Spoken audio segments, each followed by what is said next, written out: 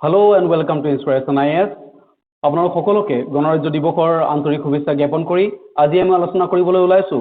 26 জানুৱাৰী 2021 চনৰ দা আসাম ট্ৰিবিউন পেপাৰখন।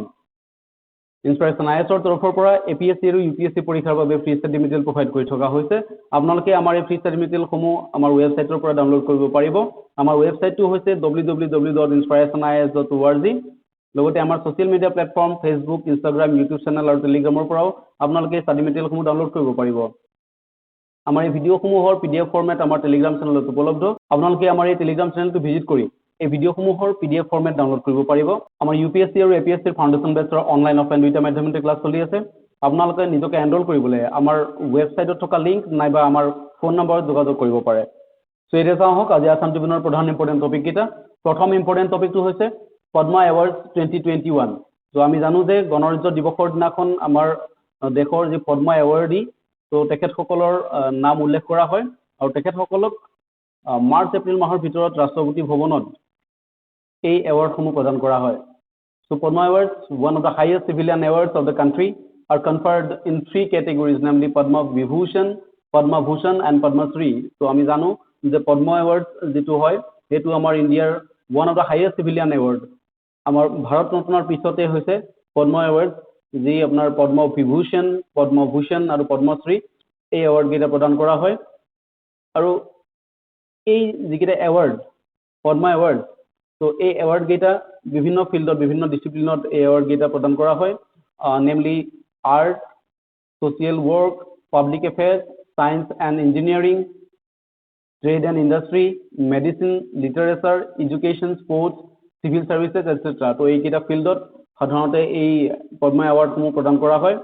তো পদ্ম বিভূষণ এৱাৰ্ডটো এইটো এক্সেপশ্যনেল আৰু ডিষ্টিংগুইছ সাৰ্ভিসৰ ক্ষেত্ৰত এইটো প্ৰদান কৰা হয়। পদ্ম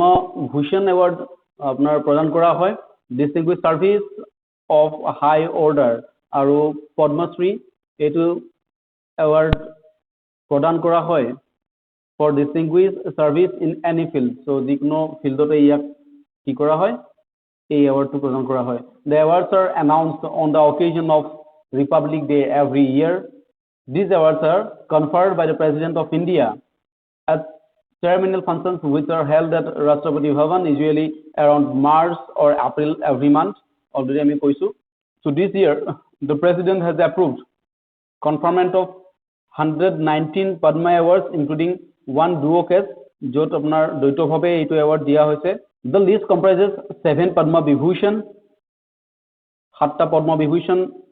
10টা Padma Bhushan আৰু 102টা Padma Shri Award এইবাৰ ঘোষণা কৰা হৈছে। And 29 of the awardees are women, and the list also includes 10 persons from the category of foreigner, non-residential Indian, person of Indian origin, overseas Indian, 16 posthumous awardees and 1 transgender awardee. So এইবাৰ কি হৈছে যে 29 গৰাকী মহিলা, তাৰপাছত আপোনাৰ 10 গৰাকী foreigner কেটেগৰীৰ পৰা আৰু 16 গৰাকী পষ্টুমাছলি মৰণোত্তৰভাৱে, দেন এগৰাকী ট্ৰান্সজেন্ডাৰ। তো এখেতসকলক পদ্মশ্ৰী এৱাৰ্ড ঘোষণা কৰা হৈছে। তো এতিয়া চাওঁ হওক পদ্ম বিভূষণ কোনে কোনে পাইছে। তো 7 গৰাকী ব্যক্তিয়ে পদ্ম বিভূষণ এৱাৰ্ড লাভ কৰিবলৈ সক্ষম হৈছে আৰু তেখেতসকল হৈছে ফৰেইনাৰ কেটেগৰীত আছে শ্ৰী সিংজো আবে, তেখেত জাপানৰ প্ৰাক্তন প্ৰধানমন্ত্ৰী, তেখেতে পাব্লিক এফেয়াৰ্স এইটো ফিল্ডত এই পদ্ম বিভূষণ এৱাৰ্ড লাভ কৰিবলৈ সক্ষম হৈছে। দেন শ্ৰী SP বালাসুব্ৰমণিয়াম, তেখেতক মৰণোত্তৰভাৱে এই এৱাৰ্ডটো দিয়া যাব। দেন ডক্টৰ বেল্লি মোনাপ্পা হেগডে, মেডিচিনৰ ক্ষেত্ৰত তেখেতে পাব, কৰ্ণাটকৰ পৰা বিলং কৰে তেখেত। শ্ৰী মৰিন্দৰ সিং কাপানী, তেখেতকো মৰণোত্তৰভাৱে এই এৱাৰ্ডটো দিয়া হ'ব, তেখেত ইউনাইটেড ষ্টেটছ অফ আমেৰিকাৰ পৰা বিলং কৰে। দেন মৌলানা ৱাহিদুদ্দিন খান, শ্ৰী BB লাল, শ্ৰী সুদৰ্শন সাহু। তো আমি এই 7টা নাম আমি মনত ৰখাটো খুব ইম্পৰ্টেণ্ট। তো নেক্সট আমি চাইছো পদ্মভূষণ এৱাৰ্ড 10 গৰাকী ব্যক্তিলৈ প্ৰদান কৰা হৈছে। তো তেখেতসকল হৈছে কৃষ্ণা নায়াৰ, শান্তনা কুমাৰী চিত্ৰা, তেখেতে কেৰালাৰ পৰা বিলং কৰে আৰু তেখেতৰ ফিল্ড হৈছে আৰ্ট। তো নেক্সট হৈছে অসমৰ প্ৰাক্তন মুখ্যমন্ত্ৰী তৰুণ গগৈ ডাঙৰীয়া, তেখেতকো মৰণোত্তৰভাৱে এই পদ্মভূষণ এৱাৰ্ডৰ কাৰণে তেখেতক মনোনীত কৰা হৈছে পাব্লিক এফেয়াৰ্স ফিল্ডত। Then Chandrashekhar Kambara, literature and education ফিল্ডত তেখেতক মনোনীত কৰা হৈছে কৰ্ণাটকৰ পৰা তেখেত বিলং কৰে Sumitra Mahajan public affairs Madhya Pradesh then Nripendra Mishra civil service Uttar Pradesh Ramvilas পাসৱান প্ৰাক্তন মন্ত্ৰী আছিলে তেখেতকো মৰণোত্তৰভাৱে এই এৱাৰ্ডৰ কাৰণে মনোনীত কৰা হৈছে পাব্লিক এফেয়াৰ্স ফিল্ডত তেখেত বিহাৰৰ পৰা বিলং কৰিছিলে দেন কেশুভাই পেটেল মৰণোত্তৰভাৱে পাব্লিক এফেয়াৰ্স গুজৰাটৰ পৰা বিলং কৰিছিলে দেন শ্ৰী কালবে সাদিক পষ্টুমাছলি তেখেতকো পদ্মভূষণৰ কাৰণে মনোনীত কৰা হৈছে উত্তৰ প্ৰদেশৰ পৰা বিলং কৰে then Rajnikant Devidas Shroff trade and industry Maharashtra Tarlochan Singh public affairs Haryana then আমি চাইছো পদ্মশ্ৰী এৱাৰ্ড তো টোটেল 102গৰাকী ব্যক্তিলৈ পদ্মশ্ৰী এৱাৰ্ড ঘোষণা কৰা হৈছে তাৰ মাজৰ পৰা অসমৰ পৰা পদ্মশ্ৰী এৱাৰ্ড লাভ কৰিবলৈ সক্ষম হৈছে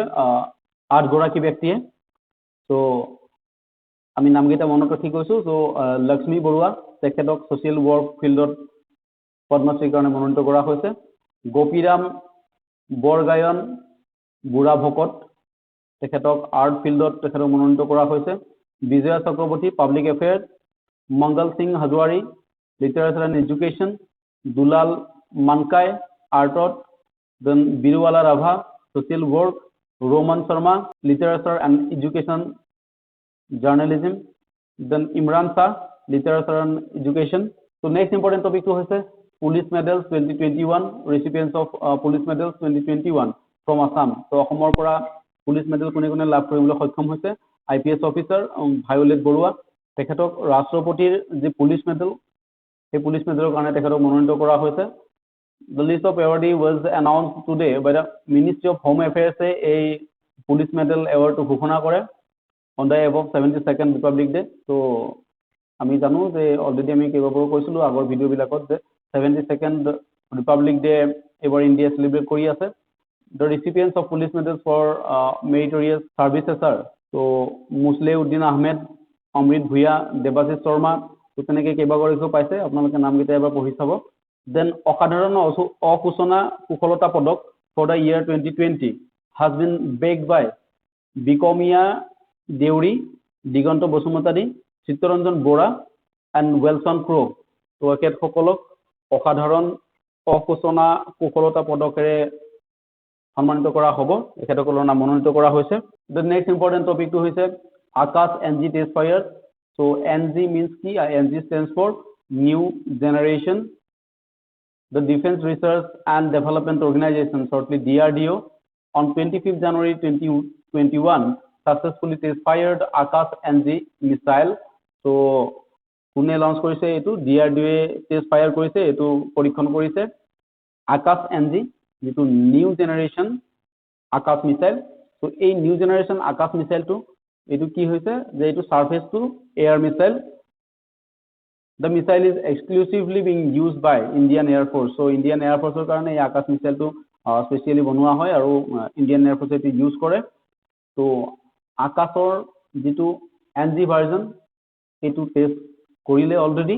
আৰু এটো কোনে কৰিছে DRDO কৰিছে তো এইখিনি কথা আমি মনত ৰাখিব পাৰো পৰীক্ষাৰ কাৰণে এইখিনি ইম্পৰ্টেন্ট হ'ব আৰু এটো আমাৰ উৰিষ্যা কোষ্টৰ পৰা এটো টেষ্ট ফায়াৰ কৰা হৈছিল দেন নেক্সট ইম্পৰ্টেন্ট টপিকটো হৈছে Indian origin poet Bhanu Kapil wins TS ELIOT Prize in United Kingdom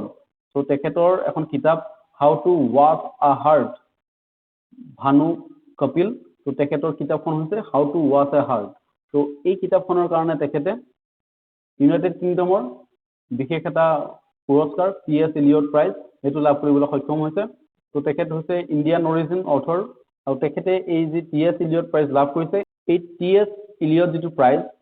তো TS ELIOT হৈছে এগৰাকী আমেৰিকান ব্ৰিটিছ পোয়েট আছিলে তেখেত তো 20 শতিকাৰে তেখেত মানে কবি আছিলে তো তেখেতৰ নামেৰে এই যেটো এৱাৰ্ড TS ELIOT এটো প্ৰদান কৰা হয় এটা খুব প্ৰেষ্টিজিয়াছ এৱাৰ্ড এটা এটো United কিংডমৰ The prize announced on Sunday is seen as the most valuable prize in British poetry and the only major poetry prize judged purely by established poets. So it comes with a winner's check for £25,000 and all the shortlisted poets are presented with checks for £1,500 each. So যিমানখিনি short list হৈছিলে প্ৰাইজটোৰ কাৰণে তেখেতসকলক 1500 পাউণ্ডছকে দিয়া হ'ব আৰু ভানু কপিল যি আপোনাৰ how to work hard কিতাপখনৰ কাৰণে টি.এছ. এলিয়ট প্ৰাইজ লাভ কৰিবলৈ সক্ষম হৈছে তেখেতক 25,000 পাউণ্ডছ এখন চেক প্ৰদান কৰিব তেখেতৰ কিতাপৰ মাজৰ ইম্পৰ্টেণ্ট আৰু আপোনাৰ পপুলাৰ কিতাপ কেইখনমান হৈছে the vertical interrogation of strangers Schizophrene and বেনলিক যোৱা বছৰ তেখেতে উইনধাম কেম্বেল প্ৰাইজো লাভ কৰিবলৈ সক্ষম হৈছিলে তো তেখেত হৈছে ভানু কপিল ইণ্ডিয়ান অৰিজিন নেক্সট কথা আজি আছাম ট্ৰিবিউনৰ শেষৰটো important topic national girl child day তো আমি জানো যে নেশ্যনেল যি গাৰ্ল চাইল্ড ডে তো এই দিনটো উদযাপন কৰা হয় 24 জানুৱাৰী তাৰিখে the day is an initiative of the ministry of women and child development so' এইটো ইম্পৰ্টেণ্ট পইণ্ট যে এই যিটো নেশ্যনেল গাৰ্ল চাইল্ড ডে এইটো 24 জানুৱাৰী তাৰিখে চেলিব্ৰেট কৰা হয় কিন্তু কোনটো ডিপাৰ্টমেণ্টে ইয়াক চেলিব্ৰেট কৰে বা ৰেছপন্সিবল ডিপাৰ্টমেণ্ট কোনটো হয় সেইটো পৰীক্ষাত সুধিব পাৰে so' ministry of women and child ডেভেলপমেণ্টে এইটো ৰেছপন্সিবল হয় এই ডেটো চেলিব্ৰেট কৰাৰ ক্ষেত্ৰত আৰু কি কাৰণত এইটো ফ'কাছ কৰা হৈছে focuses on the need to address the challenges that girl face in Indian society due to gender biases so' gender biasness যিটো হয় আমাৰ ইণ্ডিয়ান ছ'চাইটিত ছোৱালী বুলি যদি কেতিয়াবা ডিছক্ৰিমিনেট কৰা হয় আমাৰ তো সেই ডিছক্ৰিমিনেশ্যনটো উঠাবৰ কাৰণে সেইটো যাতে নাগ হৈ ইণ্ডিয়াৰ পৰা এইটো উঠি যায় কোনো ধৰণৰ যাতে জেণ্ডাৰ বায়াছনেছ নাথাকে তাৰ কাৰণে সজাগতাৰ কাৰণে এই নেশ্যনেল গাৰ্ল চাইল্ড ডেটো চেলিব্ৰেট কৰা হয়